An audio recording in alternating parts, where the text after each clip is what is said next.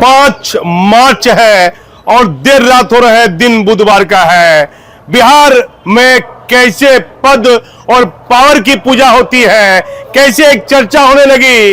ये चर्चा आईएएस से लेकर आईपीएस महकमे तक ये चर्चा होने लगी।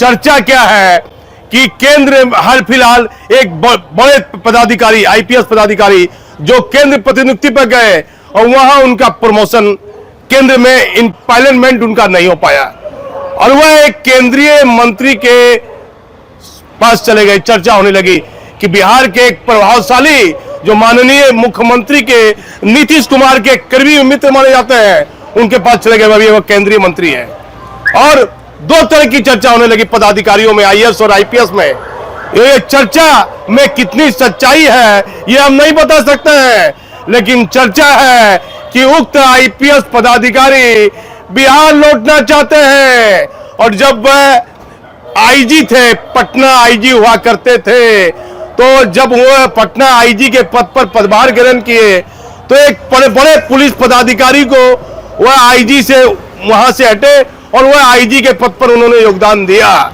तो चर्चा होने लगी कि पुलिस हेडक्वार्टर में वर्तमान डीजीपी के बाद जो एडीजी रैंक में प्रभावशाली पद है, उस पद पर उनकी तैनाती की जा सकती है। महीना दिन भी चर्चा में है, कितना महीना लगेगा, कितना दिन लगेगा, अगस्त सितंबर तक की चर्चा होने लगी कि उक्त आईपीएस पदाधिकारी को पुलिस हेडक्वार्टर में एक प्रभावशाली पद सरकार दे सकती है। यह भी चर्चा है कि सरकार उन्हें बुलाने के लिए लेटर लिख दिया है सरकार को दिल्ली में कि इन्हें वापस बिहार भेजिए। लेकिन कैसे पद और पावर की, मैंने बचपन में सुना था, लोग कहते हैं कोई अल्लाह की पूजा करता है, कोई भगवान की पूजा करता है, कोई अपने माता पिता की पूजा करता है, लेकिन पद और पावर की कैसे पूजा हो रही है इस कलयुग में, ये समझ से परे है। बिहार में नीतीश कुमार का सुशासन है और सभी पदाधिकारियों चुनाव की तैयारी में लगे हुए हैं।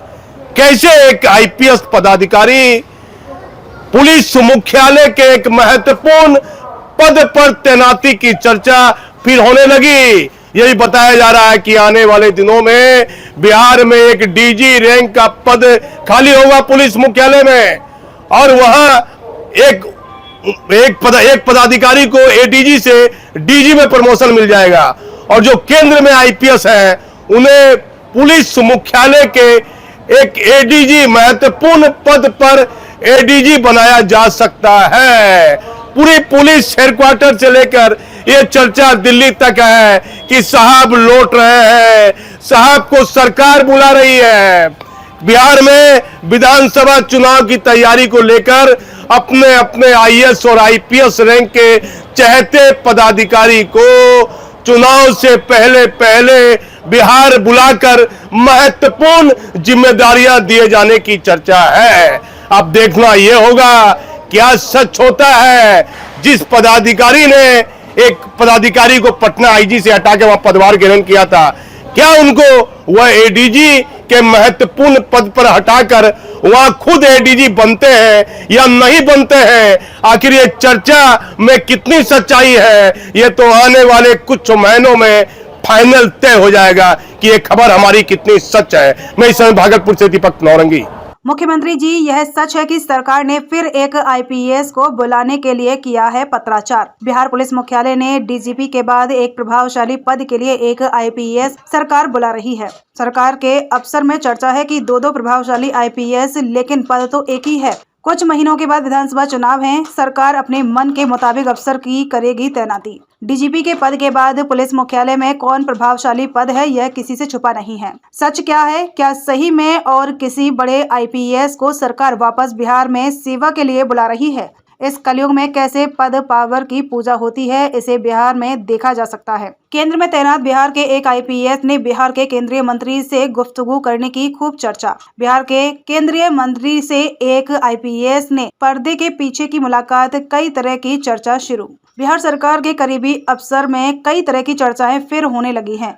इसकी सच्चाई क्या है, यह हम नहीं बता सकते, लेकिन यदि ऐसे कोई चर्चा होती है जिस पर लगता है कि यह चर्चा सच है तो हम चर्चा पर भी खबर बना देते हैं। क्या चर्चा हो रही है? बिहार सरकार के करीबी आईएएस रैंक और आईपीएस पदाधिकारी के बीच एक नई चर्चा सभी पदाधिकारी करते दिख रहे हैं कि बिहार पुलिस मुख्यालय में एक महत्वपूर्ण पद के लिए एक आईपीएस को सरकार दिल्ली से बुला रही है। इससे पहले भी सरकार ने 1994 बैच के आईपीएस पदाधिकारी कुंदन कृष्णन को सरकार ने बुलाया और महत्वपूर्ण जिम्मेदारी दे दी। सच है कि वर्तमान में आईपीएस कुंदन कृष्णन पुलिस मुख्यालय में प्रभावशाली आईपीएस पदाधिकारी माने जा रहे हैं, क्योंकि दो पद की जिम्मेदारी सरकार ने उनको दी हुई है, जिस किसी भी तरह से न्याय संगत नहीं माना जा सकता, क्योंकि बिहार में कई बड़े पद अतिरिक्त प्रभार में भी हैं। यदि इस वर्तमान युग में सच्चाई पर भरोसा करें तो गृह मंत्रालय से लेकर बिहार तक में जो परिस्थितियां बनी हुई हैं उससे तो बड़े बड़े पदाधिकारी में यह पर्दे के पीछे चर्चा होती है कि जिसका प्रभाव और पैरवी वैसे अधिकारियों को दिल्ली से लेकर राज्य तक में बेहतर पद पर तैनाती की जाती है। जिसके पास किसी प्रकार की भी कहीं से कोई भी पैरवी नहीं है तो वह अफसर इसी तरह पद से रिटायर कर जाएंगे, लेकिन उनकी फील्ड में तैनाती कहीं नहीं की जाएगी, क्योंकि जो परिस्थितियां बन रही हैं वह न्याय संगत कहीं से भी नहीं है। केंद्र से लेकर बिहार सरकार के जिम्मेदार पदों पर बैठे पदाधिकारी को इन गंभीर बिंदुओं पर ध्यान देना चाहिए, लेकिन कहां कोई ध्यान देता है। जिस पर गंभीर आरोप हैं, जिसकी भ्रष्टाचार की चर्चा पूरे राज्य में है, वैसे पदाधिकारी की तैनाती बेहतर की जा रही है। इससे साफ तौर पर यह चर्चा है कि किसी को भी ईमानदार अफसर की तैनाती किसी भी राज्य में कैसे होगी। यह एक गंभीर और बड़ा सवाल आने वाले दिनों में जरूर उठेगा। हम सिर्फ एक सच दिखाने का जरिया है, हमारी किसी से कोई निजी मतभेद नहीं है।